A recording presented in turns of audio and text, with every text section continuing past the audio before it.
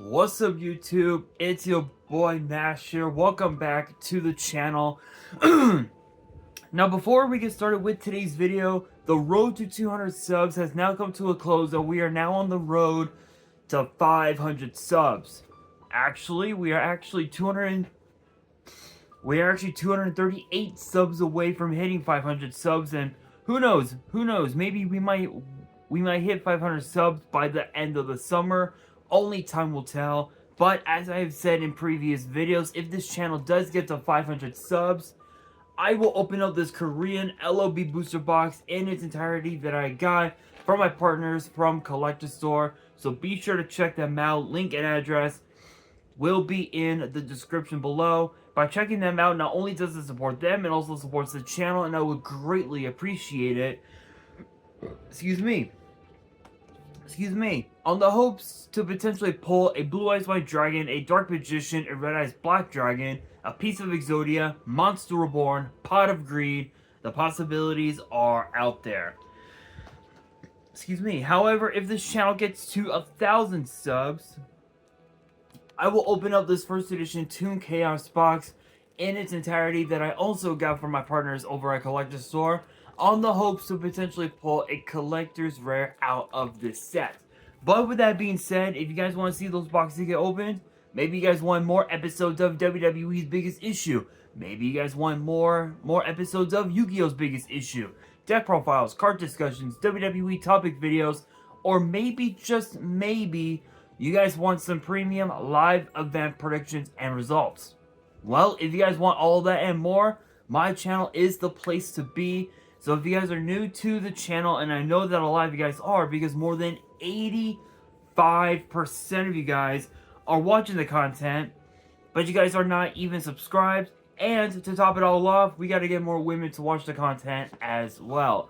So if you guys are watching the content, you like the content, and you want more of the content, but you guys have not subscribed as of yet, then make sure you guys subscribe to the channel, turn on the notification bell, smash that thumbs up button on this video, and as always, make sure you guys are following me on all my social media. All my ads will be in the description below, as will the info to my fan mail. It will also be in the description as well. And I want you guys to post in the comments below answering the question of the day, which is basically today's video. But the question of the day is this: among the card as it sits now, what are your guys' predictions for WWE Bash in Berlin? Let me know down in the comments below.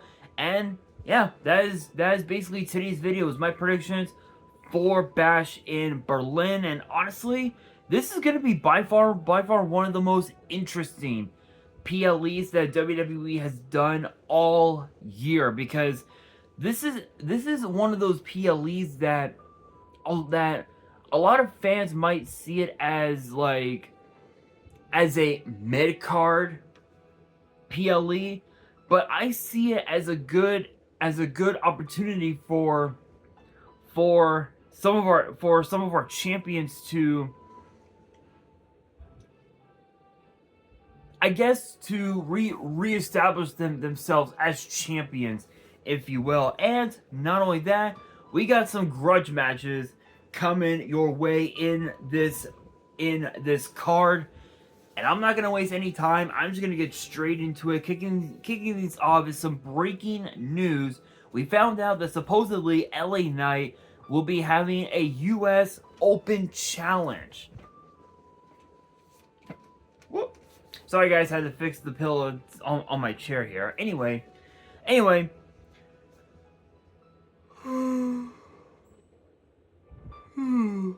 Excuse me.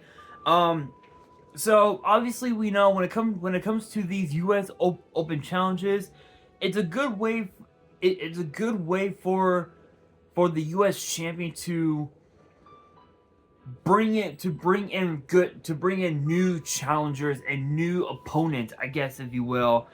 And at this point, we don't really know who. If this is true and he is doing a US Open Challenge, which we'll probably find out this Friday on SmackDown. Honestly, I'm actually pretty excited, because you look at you look at what LA Knight has done this entire year, and it's just absolutely insane. I mean, he had his big WrestleMania moment defeating AJ Styles. He had a huge moment at SummerSlam, becoming the United States champion. He's had a lot of of of success since coming to the main roster from NXT, and honestly, you can't go wrong. You can't go wrong with what LA Knight has done. However, excuse me. However, we don't know exactly who will step up. But at this point, it really wouldn't matter, because no matter who steps up, LA Knight is definitely going to be picking up that nice dub over whoever steps up, which could literally be anybody. It could be Santos Escobar in a rematch from last Friday. It could be Logan Paul in a rematch from SummerSlam. And for all we know, it could be TNA's Eddie Edwards. For all we know, the possibilities are out there. But let's be real, LA Knight picking up that dub. I really don't see LA Knight dropping the title anytime soon. Speaking of titles, we move into the second of 4 titles being defended on the card, as Alba Fire and Isla Dawn will defend the women's tag team titles against Jade Cargill and Bianca Belair in a sort of a rematch, if you will, from Clash at the Castle. Now again, this is what I find so unique, because this entire year we've had about, I would say about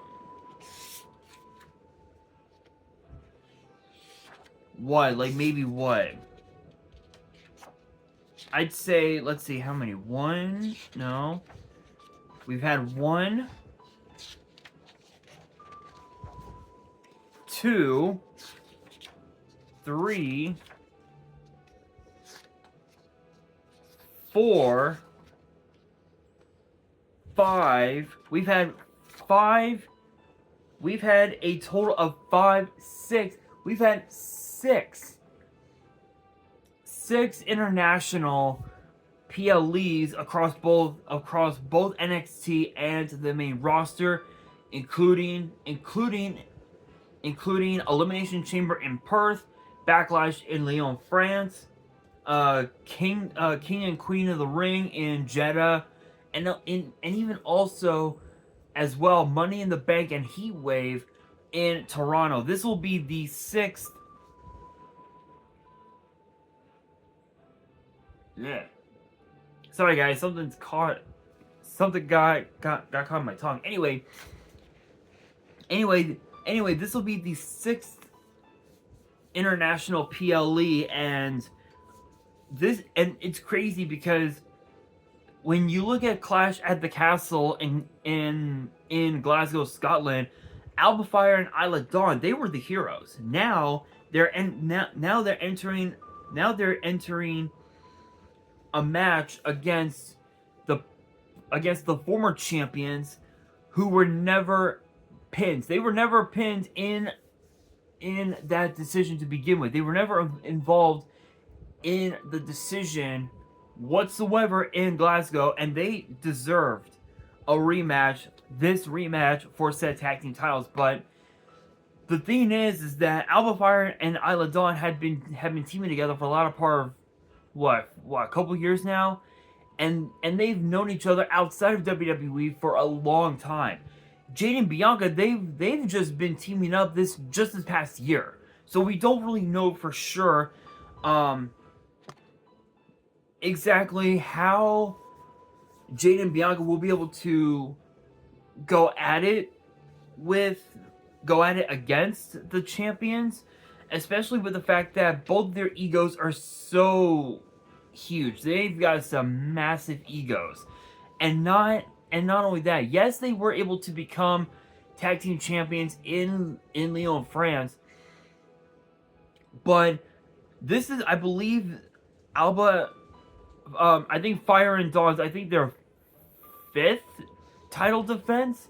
So it is possible that we could see new tag team champions, but I really don't see it happening anytime soon. I think Alba and Isla are gonna retain their tag team titles. Next up, we move into a strap match between CM Punk and Drew McIntyre, which is a rematch from SummerSlam. And what's interesting about this is that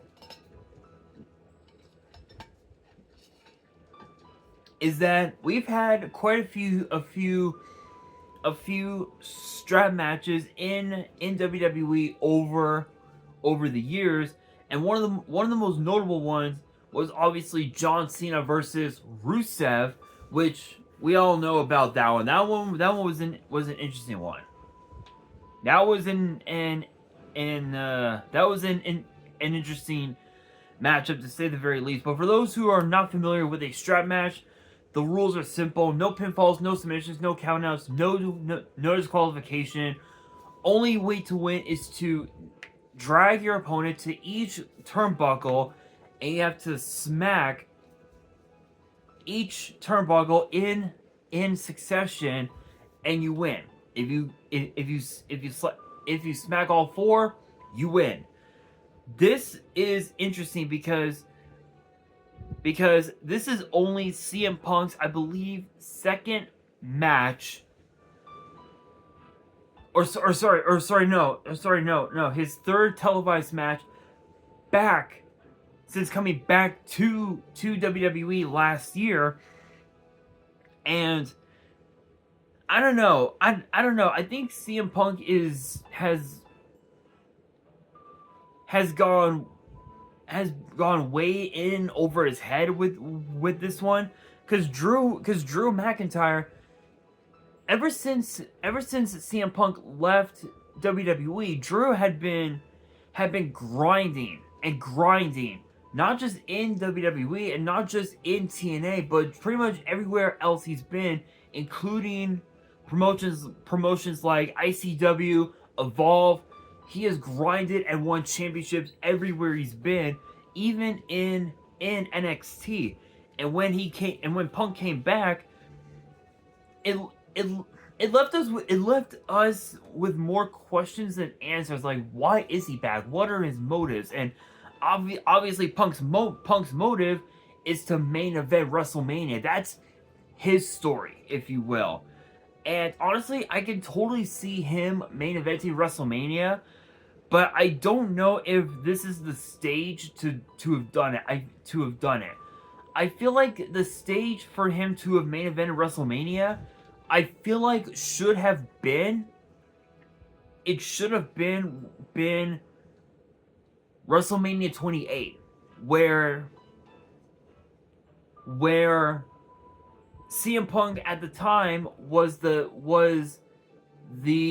WWE champion, and he was forced to defend the title against Chris Jericho. And I feel like that match should have been in the main event, but given the fact that both John Cena and The Rock were megastars in their prime at that point, it made sense, you know. So obviously that, you know, we know that that's one of Punk's motives, but as of right now, he doesn't care about main eventing WrestleMania.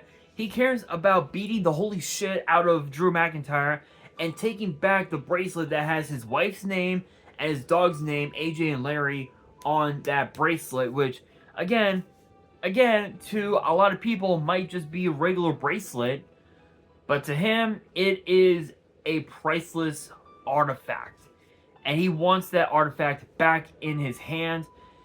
And I think he's gonna do whatever the hell it takes to get his hands on that artifact. And I think this was it. I think this strap match was indeed it.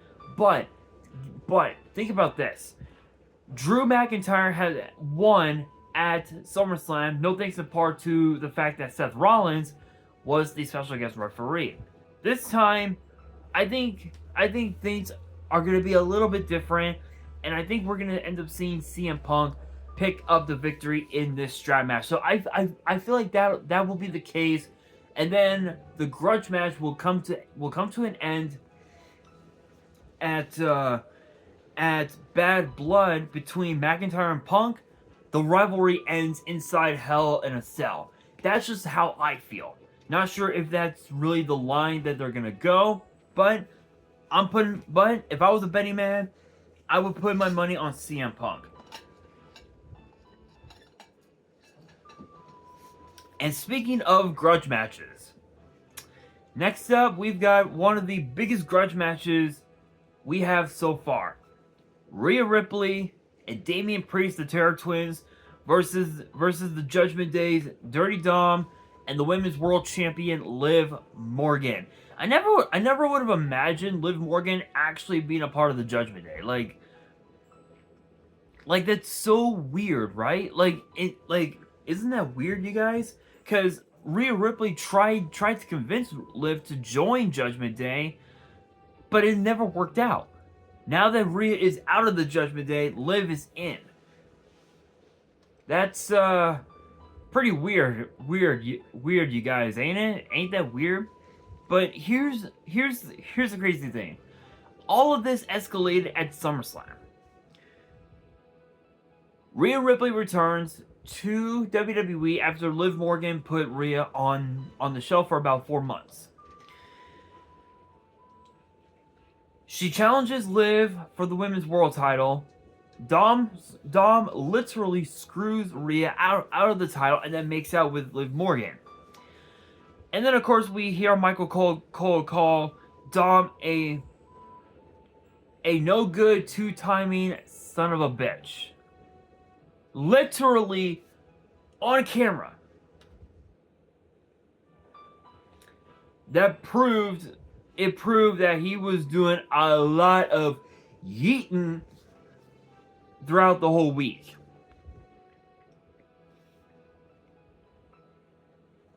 And then of course Pat McAfee as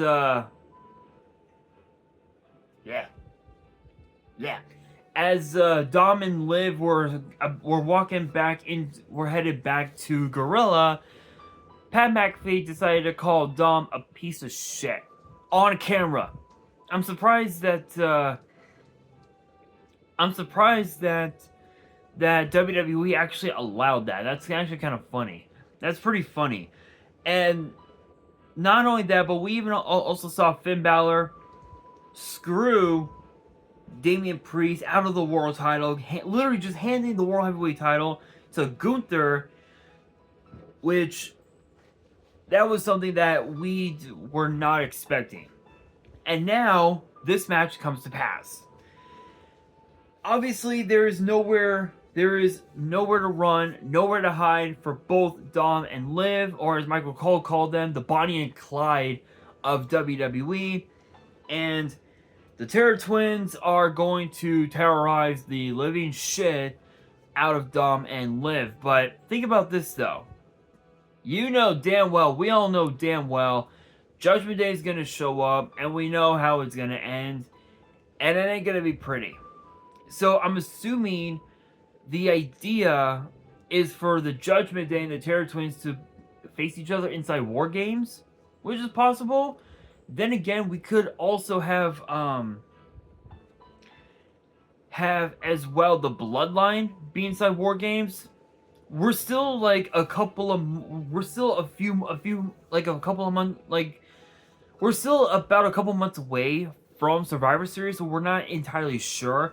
But let's just be real, Dom and Liv, they're gonna have the Judgment Day in their corner. And I know that they're gonna win, but I do believe on the inside that Rhea and Priest are gonna just pretty much do what they always do, and that is bring terror into the eyes of Dom and Liv. So my money is on the Terror Twins. Next up, we move into the co-main event, which the first one will be for the WWE title between Cody Rhodes and Kevin Owens. Obviously, we know that both Cody and Kevin have been friends for years now, and we know that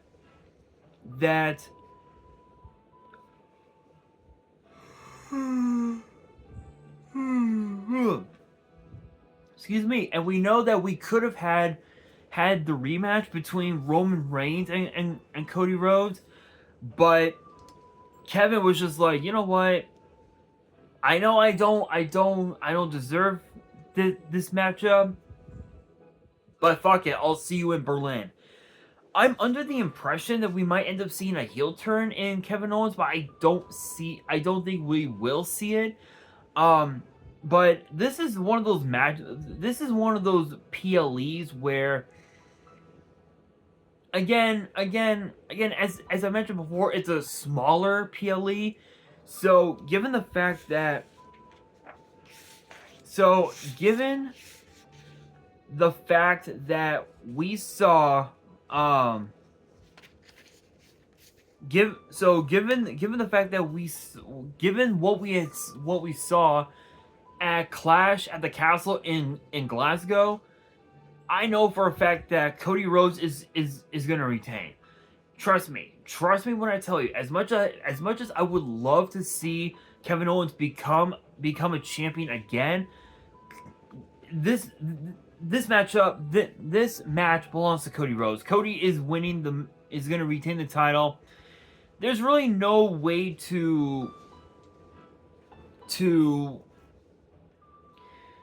there's really no other way, no different way to see it.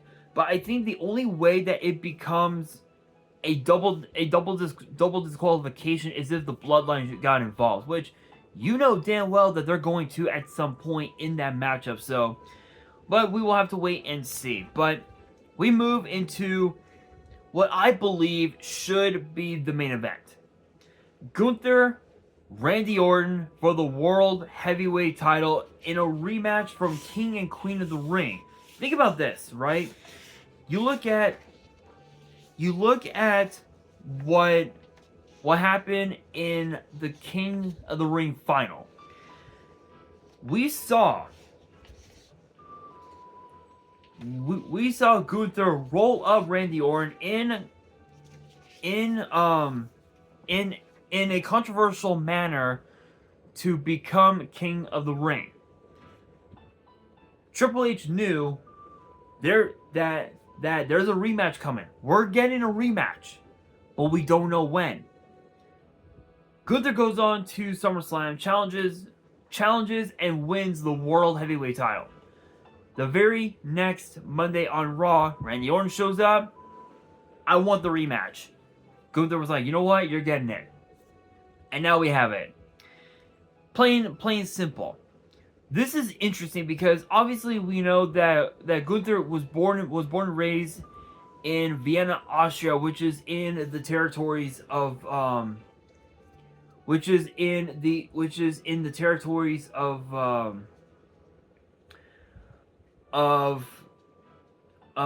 Berlin, Germany. In fact, hang on.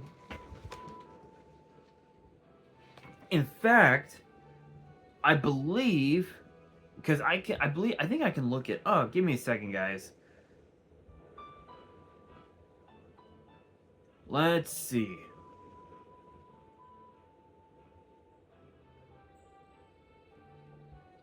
Here we are. Uber Arena.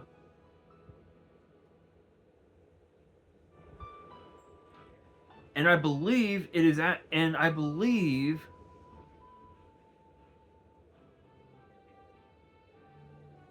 if I can find Austria, here we are. Which, funny enough, from Vienna, Austria,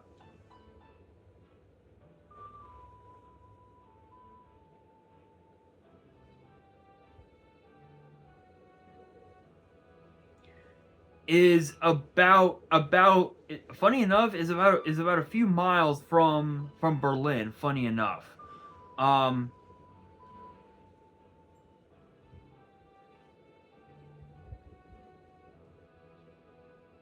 which is absolutely crazy. So in a way, this is this is pretty much enemy territory for Randy Orton, because the thing about this whole the thing about